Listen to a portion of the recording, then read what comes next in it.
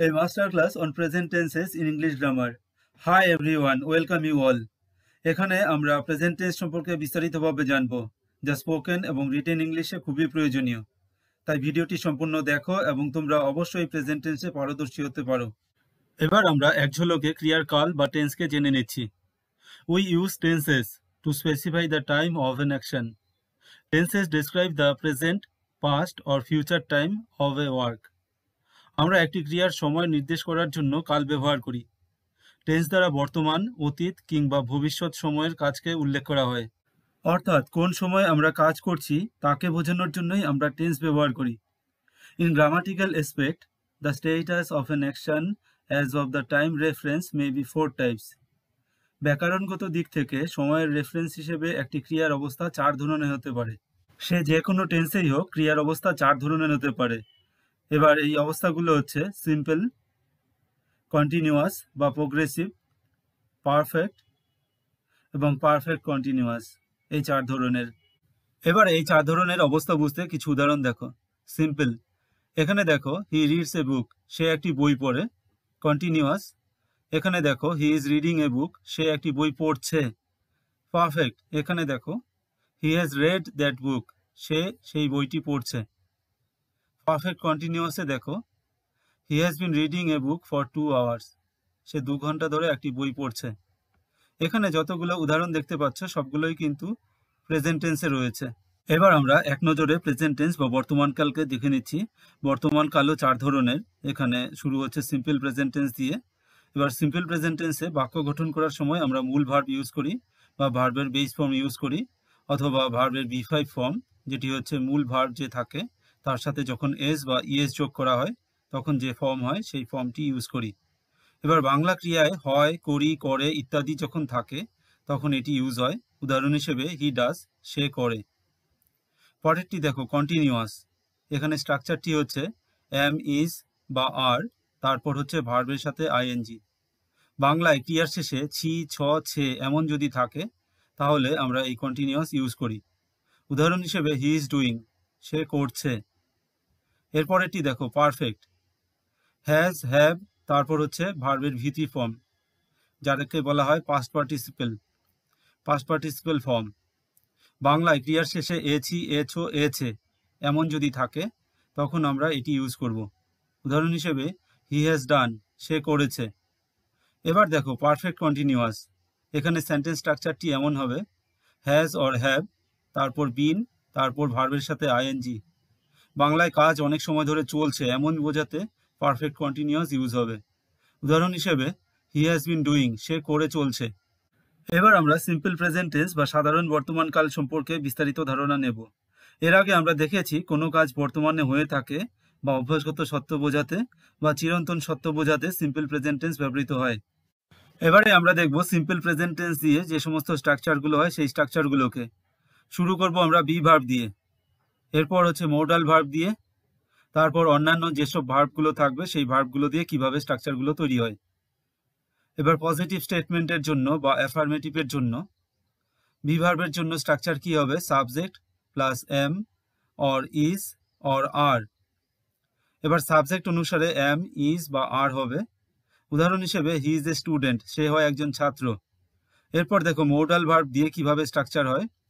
Subject plus modal verb plus হচ্ছে V1 ভার্বের base form. তাহলে এখানে মোডাল ভার্ব আগে থাকবে, তারপর হচ্ছে মেইন ভার্ব বা বেস ভার্ব থাকবে। উদাহরণ হিসেবে হি ক্যান সুইম, সে সাঁতার কাটতে পারে। এবার অন্যান্য ভার্বগুলোর ক্ষেত্রে স্ট্রাকচার কি হবে? Subject plus V1। আবার থার্ড পারসন সিঙ্গুলার নাম্বার হলে হবে V5 এর আগেই বলেছি ভার্বের সাথে যখন এস বা ইএস যোগ হয়। উদাহরণ হিসেবে হি লার্নস ইংলিশ, সে ইংরেজি শেখে। এরপর আমরা দেখব নেগেটিভ স্টেটমেন্টের জন্য স্ট্রাকচার কেমন হয়।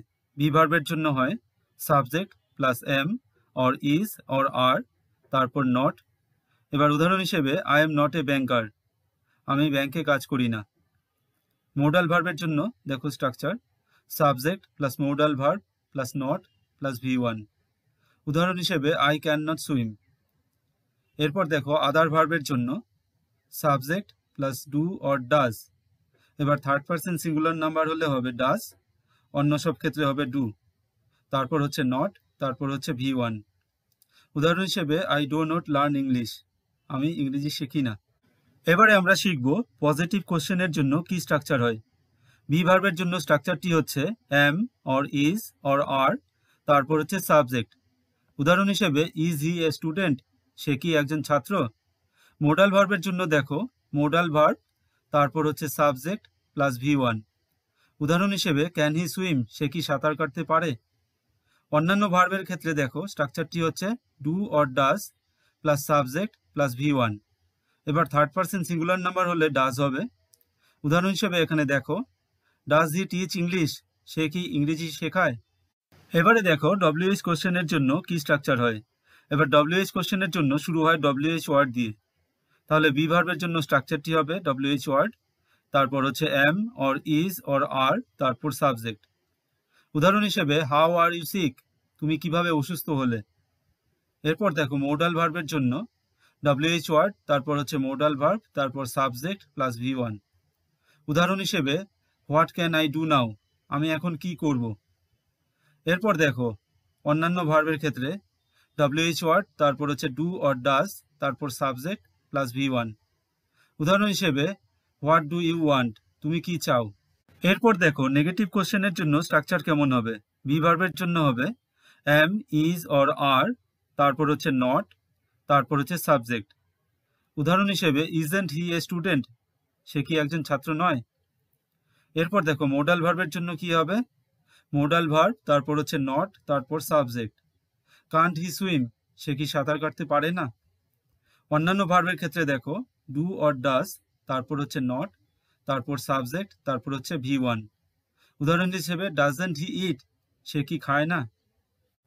তেমনি WH নেগেটিভ কোশ্চেনের জন্য নিচের সারির যে স্ট্রাকচারগুলো রয়েছে তার শুরুতে আমরা WH ওয়ার্ড দিয়ে শুরু করে দেব, তাহলেই WH নেগেটিভ কোশ্চেন হয়ে যাবে। এবার এখানে আরেকটি জিনিস দেখতে পাচ্ছ, কন্ট্রাকশন ইজেন্ট, কান্ট, ডাজন্ট। এই কন্ট্রাকশনগুলো কি করে ইউজ করা হয় এরপর দেখো। কন্ট্রাকশন শেখার আগে আমাদের কয়েকটি জিনিস শিখে নেওয়ার প্রয়োজন আছে, যেমন আই, উই, ইউ, দে। এদের সাথে সবসময় ভার্বের বেস ফর্ম ইউজ হয় বা V1 ইউজ হয়। উদাহরণ হিসেবে আই গো, আই ইট। এবার ভার্বের বেস ফর্মকে বলা হয় প্লুরাল ভার্ব। এবার পরেরটি দেখো he, she, it, name, any name. অবশ্যই সিঙ্গুলার হতে হবে। তাদের সাথে ভার্বের ফিফথ ফর্ম ইউজ হবে, যেটি হচ্ছে ভার্বের সাথে এস বা ইএস জুড়ে হয়, যেমন হি গোজ, হি ইটস, এমন করে হবে। ভার্বের সাথে যখন এস বা ইএস জুড়ে যায় তখন তাদের সিঙ্গুলার ভার্ব বলে। তো সিঙ্গুলার ভার্বগুলো কি করে করা হয় এবার দেখো। ভার্বের শেষে যখন CH বা SH বা X বা Z বা ZZ বা SS বা O থাকে, আমরা শেষে ইএস যোগ করি। ভার্বের শেষে যখন কনসোনেন্ট এবং ওয়াই থাকে, আমরা ওয়াই বাদ দিয়ে IES যোগ করি।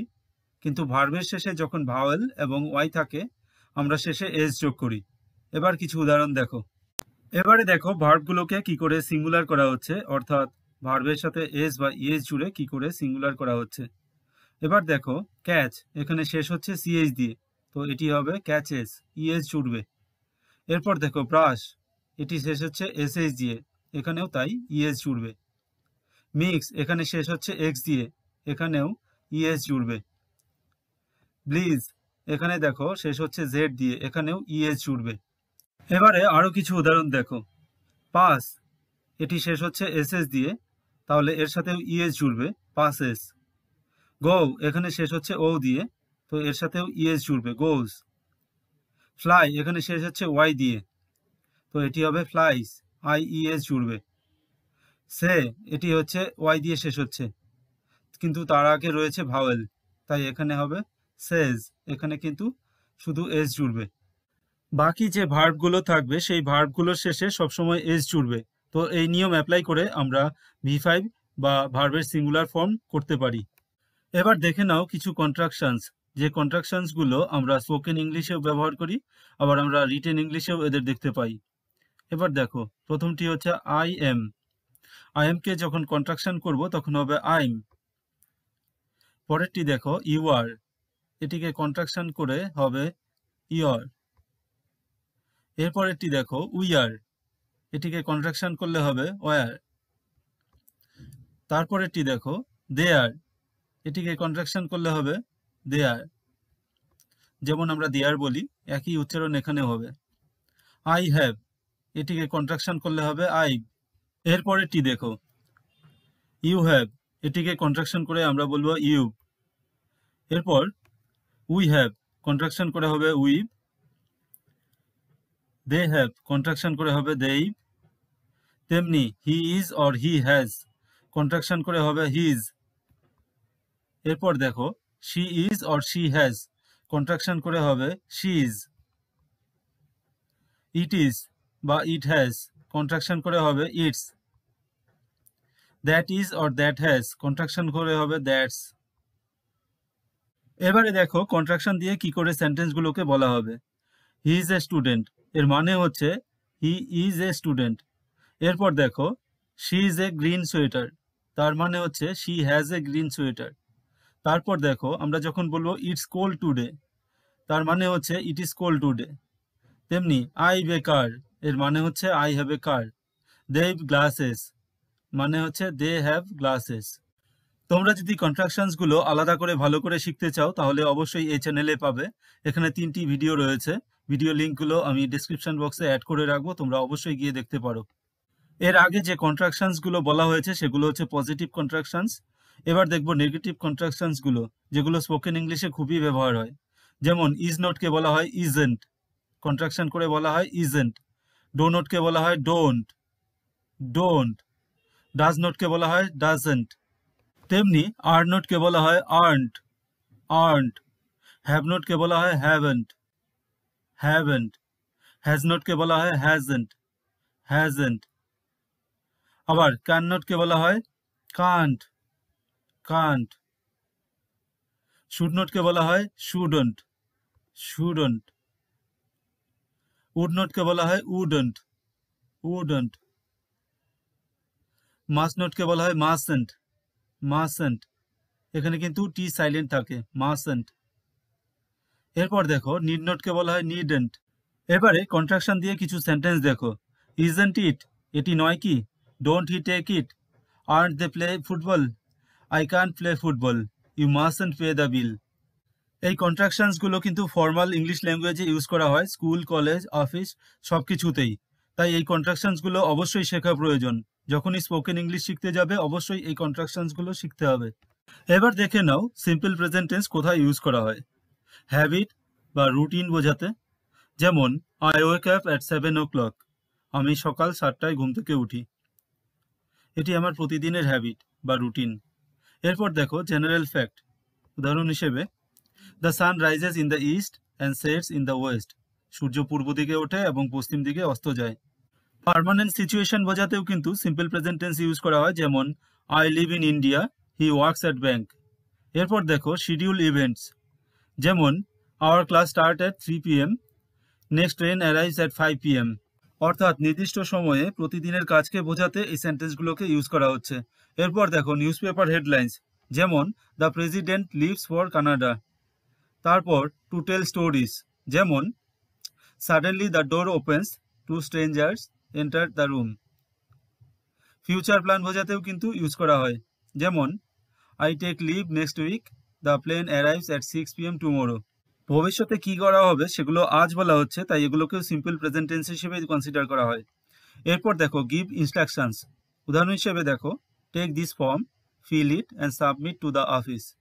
এখানে দেখো এই ইনস্ট্রাকশন যেগুলো থাকে সেই ইনস্ট্রাকশনসগুলো কিন্তু ইম্পেরেটিভ সেন্টেন্স বলা হয়। ইম্পেরেটিভ সেন্টেন্সে কিন্তু সাবজেক্ট উজ্জ থাকে। প্রতিদিনের কাজ বা প্রতিনিয়ত কাজ এগুলোকে বোঝানোর জন্য কিন্তু সিম্পল প্রেজেন্ট টেন্স ইউজ করা হয়। আর এগুলোকে বোঝানোর জন্য আরও কতগুলো জিনিস ইউজ করা হয়, সেগুলো হচ্ছে অ্যাডভার্ব অফ ফ্রিকোয়েন্সি, যেগুলো নিয়ে আগে একটি ভিডিওতে বলা হয়েছে। এবার সেই অ্যাডভার্ব অফ ফ্রিকোয়েন্সিগুলো আবার দেখো।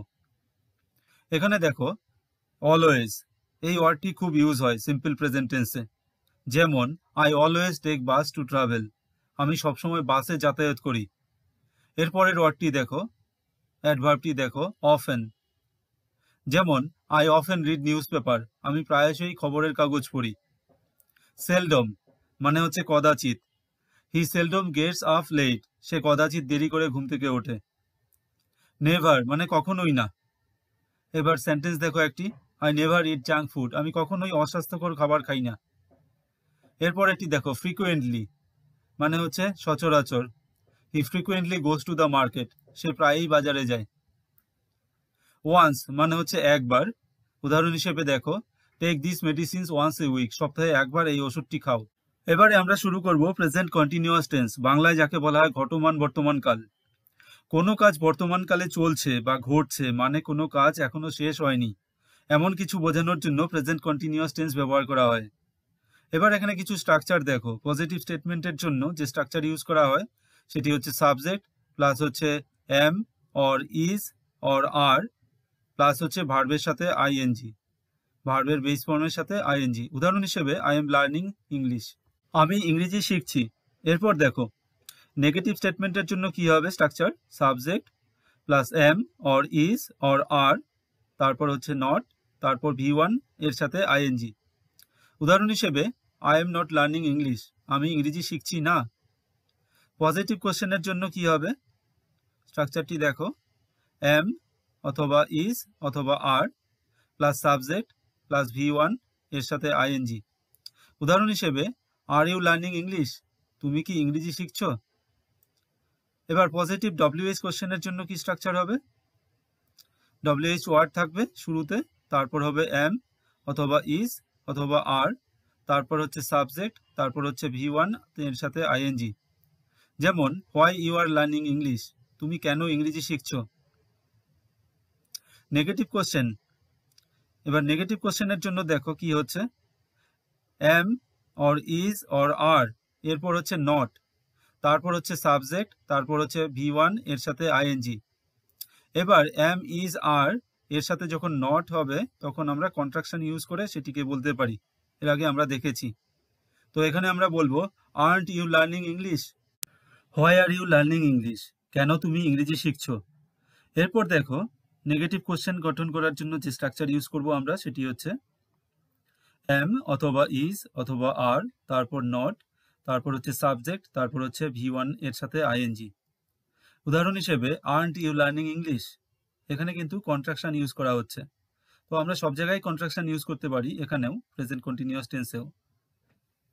এবার আমরা দেখে নেব সাবজেক্টের সাথে কখন এম কখন ইজ বা কখন আর ইউজ করা হয়। আই যখন থাকে সাবজেক্ট তখন এর সাথে এম ইউজ করা হয়, যেমন আই এম গোয়িং। এরপর দেখো উই ইউ দে এদের সাথে ইউজ করা হয় আর, যেমন we are going, we are sitting. তেমনি হি শি ইট বা অন্য কোনো নেম যখন এরা সিঙ্গুলার, এরা সিঙ্গুলারেই, তো এদের সাথে ইজ ইউজ করা হয়, যেমন হি ইজ গোয়িং। এবারে দেখে নাও ভার্বের সাথে আইএনজি যোগ করার কিছু নিয়ম।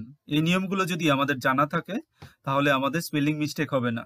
যেমন যদি একটি ভার্ব বা ক্রিয়া ই দিয়ে শেষ হয় তবে ই সরিয়ে আইএনজি যোগ করা হয়, অর্থাৎ ই ওখানে থাকবে না, শেষে আইএনজি থাকবে। কিন্তু ক্রিয়াপদে যদি দুটি ই থাকে তখন কি করব আমরা, তখন একটিও ই সরাবো না। উদাহরণ হিসেবে দেখো, যেমন টেক একটি ভার্ব, এর সাথে যখন আইএনজি যোগ হবে হবে টেকিং, তো এখানে ই সরে গিয়ে আইএনজি হয়েছে শেষে দেখো। তারপর দেখো ফ্রি, এটি যখন আইএনজি যুক্ত হবে তখন হবে ফ্রিইং, এখানে কিন্তু দুটি ই রয়েছে, একটি ইও সরবে না। এবার 2 নম্বর নিয়মটি দেখো, যদি ভার্ব মনোসিলেবিক ওয়ার্ড হয় অর্থাৎ একটি মাত্র সিলেবেল থাকে এবং একটি ভাওয়েল একটি কনসোনেন্ট দিয়ে শেষ হয় তবে কনসোনেন্টটি ডাবল হয়। এবার উপসর্গযুক্ত শব্দেও কিন্তু একই রুল অনুসরণ হবে। উদাহরণ হিসেবে দেখো সিট, এখানে যখন আইএনজি যোগ করব তখন আমরা কিন্তু সিটিং, এখানে দুটি টি দিয়ে তারপর সিটিং এই বানানটি লিখবো আমরা। ক্ল্যাপ হাততালি দেওয়া হবে ক্ল্যাপিং, এখানেও কিন্তু দুটি পি বসবে, একটি পি হবে না। এবার প্রিফিক্স যুক্ত শব্দ যেমন রিসেট, প্রিসেট, তো এদের সাথে যখন আইএনজি জুড়বে তখন দুটি টি থাকবে, প্রিসেটিং, রিসেটিং এমন করে হবে। এরপর দেখো 3 নম্বর নিয়মটি, যদি ভার্বটি আই দিয়ে শেষ হয় তবে আই কে পরিবর্তন করে ওয়াই করা হয়, এরপর আইএনজি যোগ করা হয়। উদাহরণ হিসেবে লাই, এখান থেকে হবে লাইং, এখানে ই সরে যাবে, সরে গিয়ে ওয়াই বসবে, তারপর আইএনজি যোগ হবে। এরপর দেখো টাই, এটি হবে টাইং। এবার আমরা দেখব কখন প্রেজেন্ট কন্টিনিউয়াস টেন্স ইউজ করা হয়। ইতিমধ্যে চলছে এমন কাজ বোঝাতে, you are watching my video to learn English grammar. এখন যে কাজ ঘটছে, উদাহরণ হিসেবে he is writing a story, they are going to school. অস্থায়ী পরিস্থিতি নিয়ে আলোচনা করতে, my friend is staying here for few days. তো আমার বন্ধু এখানে থাকছে কিছুদিন ধরে, তো কিছুদিনের জন্যই থাকবে, অস্থায়ী সিচুয়েশন। এরপর দেখো, পরিবর্তন এবং ট্রেন্ড সম্পর্কে বোঝাতে আমরা কন্টিনিউয়াস টেন্স ইউজ করতে পারি। যেমন my father's health is improving, অর্থাৎ আমার বাবা অসুস্থ ছিল, আস্তে আস্তে ইমপ্রুভ করছে, আস্তে আস্তে ভালো হচ্ছে। সুনির্দিষ্ট ফিউচার প্ল্যান বোঝাতে, যেমন we are having a meeting tomorrow, they are coming next week, are you coming at night. এরপর দেখো, প্রায়শই ঘটে তা বোঝাতে বা অভিযোগ করতে আমরা প্রেজেন্ট কন্টিনিউয়াস টেন্স ইউজ করতে পারি। যেমন that boy is always disturbing me without any reason, he is always praising his neighbours. এখানে দেখো, প্রায়ই বিরক্ত করছে, প্রায়ই প্রশংসা করছে, এমন ঘটনাগুলো বোঝাতে কিন্তু কন্টিনিউয়াস টেন্সে ইউজ হচ্ছে এগুলো।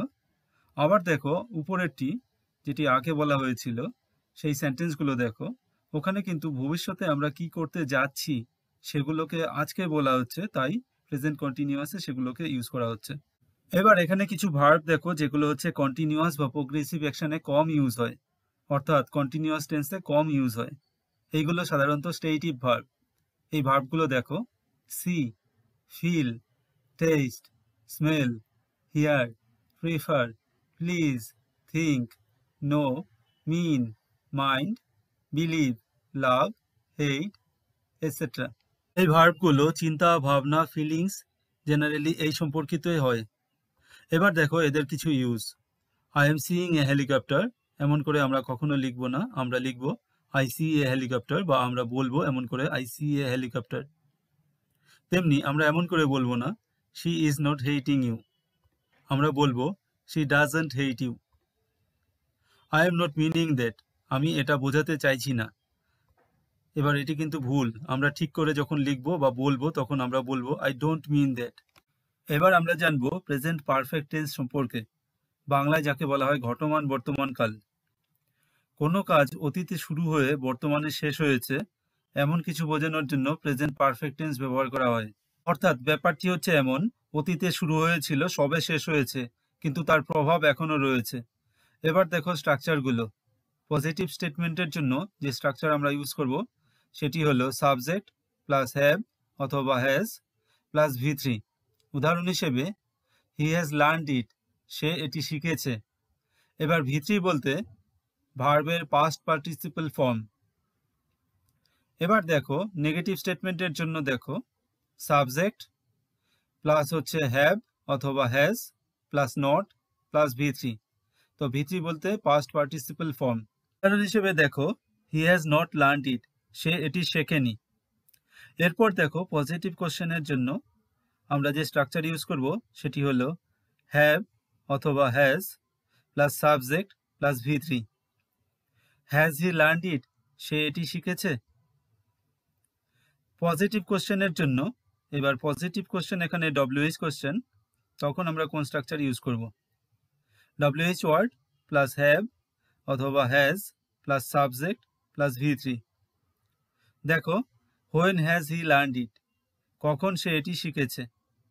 নেগেটিভ কোশ্চেনের জন্য আমরা যে স্ট্রাকচারটি ইউজ করব সেটি এবার দেখো হ্যাভ অথবা হ্যাজ, তারপর হচ্ছে নট, তারপর সাবজেক্ট, তারপর হচ্ছে V3। উদাহরণ হিসেবে হ্যাজন্ট হি লার্নড ইট, সে কি এটি শেখেনি। এবার দেখো আই, উই, ইউ এবং দে, এদের ক্ষেত্রে আমরা ইউজ করব হ্যাভ। আবার হি, শি, ইট বা কোনো নাম, এদের ক্ষেত্রে আমরা ইউজ করব হ্যাজ। এর আগে হ্যাজ এবং হ্যাভ দিয়ে যে পজিটিভ এবং নেগেটিভ কন্ট্রাকশনগুলো দেখানো হয়েছে সেই কন্ট্রাকশনগুলো কিন্তু এখানে ইউজ করা যেতে পারে।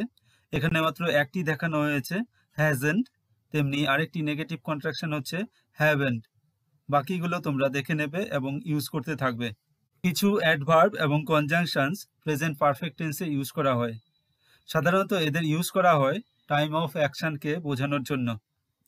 এইগুলো হচ্ছে already, just, so far, today, recently, yet, till, ever, lately, by the time, after, since, for, এইসবগুলো। এবার এখানে অ্যাডভার্ব এবং কনজাংশনসগুলোর ব্যবহার দেখো। অলরেডি, এবার সেন্টেন্সের ব্যবহার দেখো। He has already done the work, ইতিমধ্যে সে কাজটি সেরে ফেলেছে। নেভার মানে কখনোই না। I have never tried Italian food, আমি কখনোই ইটালিয়ান খাবার খাইনি। Ever, have you ever understood me, তুমি কখনো আমাকে বুঝতে পেরেছ? এরপর ইয়েট দিয়ে একটি সেন্টেন্স দেখো। হি হ্যাজন্ট কাম হোম ইয়েট, সে এখনো বাড়ি আসেনি। এখানেও দেখো কন্ট্রাকশন ইউজ হচ্ছে। এরপর জাস্ট দিয়ে দেখো। I have just finished my work, আমি সবেমাত্র আমার কাজ শেষ করেছি। সিন্স, সিন্স দিয়ে একটি সেন্টেন্স দেখো। I haven't seen my friend since 2020, আমি 2020 সাল থেকে আমার বন্ধুকে দেখিনি। এবার ফর দিয়ে। I have lived here for 7 years, আমি এখানে 7 বছর ধরে বাস করছি। কোনো টাইম পিরিয়ড বা নির্দিষ্ট সময়কে বোঝানোর জন্য প্রেজেন্ট পারফেক্ট টেন্সে সিন্স এবং ফরের ইউজ করা হয়। এবার সিন্স ইউজ করা হয় যখন টাইম পিরিয়ড একদম নির্দিষ্ট থাকে, যেমন since 2001, since last year, since last December, since last week. আবার অন্য ক্ষেত্রে ফর ইউজ করা হয়, যেমন ফর 7 ইয়ার্স, ফর 5 ইয়ার্স, এমন করে। এবার দেখে নেব প্রেজেন্ট পারফেক্ট টেন্স কোথায় ইউজ করা হয়। অতীতে ঘটেছে কিন্তু এটি এখনো সত্যি। I have seen that cricket match, আমি সেই ক্রিকেট ম্যাচ দেখেছি, এখনো আমার মনে আছে। I have lost my kiss, আমি আমার চাবিগুলো হারিয়েছি। এরপর দেখো অতীতের কাজ যার বর্তমান পরিণতি বা কনসিকুয়েন্স আছে। উদাহরণ হিসেবে যদি দেখো তাহলে দেখো, শি হ্যাজ কুক ডিনার, সে রাতের খাবার রান্না করেছে, যার জন্য আমরা খেতে পাবো।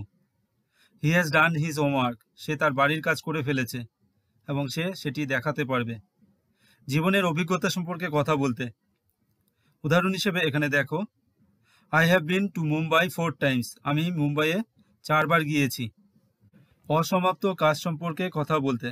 উদাহরণ হিসেবে এখানে দেখো, I have worked here since 2015, আমি 2015 সাল থেকে এখানে কাজ করছি। He has lived here for 5 years, তিনি 5 বছর ধরে এখানে থাকেন। সবেমাত্র সম্পন্ন করা কথা সম্পর্কে কথা বলতে। I have just had dinner, আমি সবেমাত্র রাতের খাবার খেয়েছি। He has just send it, সে এইমাত্র পাঠিয়েছে। এবারে আমরা শুরু করব প্রেজেন্ট পারফেক্ট কন্টিনিউয়াস টেন্স, ঘটমান বর্তমান কাল। কোনো কাজ অতীতে শুরু হয়ে বর্তমানে চলছে এমন কিছু বোঝানোর জন্য প্রেজেন্ট পারফেক্ট টেন্স ব্যবহার করা হয়। এবার দেখো স্ট্রাকচারগুলো। পজিটিভ স্টেটমেন্টের জন্য যে স্ট্রাকচার আমরা ফলো করব সেটি হচ্ছে সাবজেক্ট প্লাস হ্যাভ অথবা হ্যাজ প্লাস বিন প্লাস ভার্বের আইএনজি ফর্ম। এবার দেখো একটি উদাহরণ, হি হ্যাজ বিন লার্নিং, সে অনেক সময় ধরে শিখছে। এরপর দেখো নেগেটিভ স্টেটমেন্টের জন্য যে স্ট্রাকচারটি ইউজ করব আমরা সেটি হচ্ছে সাবজেক্ট প্লাস হ্যাভ অথবা হ্যাজ, তারপর নট, তারপর বিন, তারপর ভার্বের আইএনজি। উদাহরণ হিসেবে he has not been learning, সে শিখছে না। এবার পজিটিভ কোশ্চেনের জন্য কোন স্ট্রাকচার ইউজ হবে? স্ট্রাকচারটি হচ্ছে হ্যাভ অথবা হ্যাজ, তারপর হচ্ছে সাবজেক্ট, তারপর বিন, তারপর ভার্বের আইএনজি। উদাহরণ হিসেবে হ্যাজ হি বিন লার্নিং, সে কি শিখছে? এবার পজিটিভ ডব্লিউএইচ কোশ্চেনের জন্য স্ট্রাকচারটি হচ্ছে ডব্লিউএইচ ওয়ার্ড, তারপর হচ্ছে আগের স্ট্রাকচারই যেটি আগে পজিটিভ কোশ্চেনে ইউজ হয়েছে। উদাহরণ হিসেবে when has he been learning, কখন সে শিখছে। এবার নেগেটিভ কোশ্চেনের জন্য স্ট্রাকচারটি হচ্ছে হ্যাভ অর হ্যাজ, তারপর subject plus not plus been, তারপর হচ্ছে ভার্বের আইএনজি। উদাহরণ হিসেবে has he not been learning. আগেরগুলোতে যেভাবে নেগেটিভ স্ট্রাকচার তৈরি হচ্ছিল এখানেও সেইভাবে হতে পারে, তাহলে এখানে সেইভাবে হলে হবে হ্যাজন্ট হি বিন লার্নিং। এবার দেখো আই, উই, ইউ এবং দে, এদের ক্ষেত্রে আমরা ইউজ করব have. He, she, it, any name, এদের ক্ষেত্রে আমরা ইউজ করব হ্যাজ। এবার দেখে নাও কখন এবং কিভাবে আমরা প্রেজেন্ট পারফেক্ট কন্টিনিউয়াস টেন্সকে ইউজ করব। এটি অতীতে সংঘটিত ক্রিয়ার সাথে বর্তমানে চলমান ক্রিয়ার একটি সংযোগ তৈরি করে। এখানে কিন্তু টাইম নির্দিষ্ট করা থাকে না, তবে বুঝে নিতে হবে অনেকক্ষণ। যেমন I have been waiting for you, আমি তোমার জন্য অপেক্ষা করছি, আমি অনেকক্ষণ সময় ধরে অপেক্ষা করছি। এরপর দেখো he has been trying to call you, সে তোমাকে কল করার জন্য চেষ্টা করছে। অর্থাৎ সে অনেকক্ষণ ধরে তোমাকে কল করার জন্য চেষ্টা করছে। Has he been trying to get a job? সে কি একটি চাকরি পাওয়ার চেষ্টা করছে? সে কি অনেক দিন থেকে চেষ্টা করছে? এবার দেখো, যে মুহূর্তে কিছু ঘটছে সেই নির্দিষ্ট সময়ের কাজকে উল্লেখ করা হয়। এখানে টাইম পিরিয়ড মেনশন করা থাকে, কত সময় ধরে সেটি মেনশন করা থাকে। এবার দেখো কিছু উদাহরণ। It has been raining. এবার বৃষ্টি হচ্ছে, কত সময় ধরে হচ্ছে আমরা এমন করে বলতে পারি অল ডে, সিন্স ইয়েস্টারডে, অর্থাৎ সারাদিন ধরে হতে পারে, গতকাল থেকে হতে পারে। এরপর দেখো, mister Das has been working in this bank for last 10 years. Mister Das গত 10 বছর ধরে এই ব্যাংকে কাজ করছে। তার মানে এখানেও মেনশন করা আছে কত সময় ধরে সে কাজটি করছে। He has been learning Spanish for many years. সে বহু বছর ধরে স্প্যানিশ ভাষা শিখছে। The boys have been playing cricket since 8 o'clock in the morning. সকাল 8টা থেকে ছেলেরা ক্রিকেট খেলছে। এখানেও লক্ষ্য করো, টাইম পিরিয়ডকে বা সময়কে নির্দিষ্ট করার জন্য এখানে কিন্তু কিছু ওয়ার্ড রয়েছে বা ফ্রেজ রয়েছে, যেমন সিন্স, ফর, এইগুলো রয়েছে। এই ভিডিওতে 4 রকমের যে প্রেজেন্ট টেন্সের ভাগ সেগুলো তোমরা ভালো করে জানলে। এরপর তোমাদের প্র্যাকটিস করার পালা। Thanks for watching, have a good day.